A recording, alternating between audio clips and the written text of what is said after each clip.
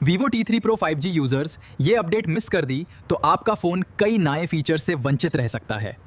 आज की इस वीडियो में हम देखेंगे Vivo T3 Pro 5G new update features, update के बाद क्या क्या चेंजेस आए हैं और सबसे इंपॉर्टेंट पे वीवो फ़ोन अपडेट कैसे करें स्टेप बाय स्टेप। क्या आपके फ़ोन में ये लेटेस्ट अपडेट आ गया है और क्या इस अपडेट से परफॉर्मेंस, बैटरी बैकअप और कैमरा क्वालिटी इंप्रूव हुई है? वीडियो के एंड तक बने रहिए, क्योंकि मैं आपको कुछ हिडन फीचर्स भी दिखाने वाला हूं जो शायद आपने अभी तक नोटिस नहीं किए होंगे। तो बिना टाइम वेस्ट किए चलिए शुरू करते हैं और देखते हैं Vivo T3 Pro 5G का लेटेस्ट अपडेट कितना यूजफुल है।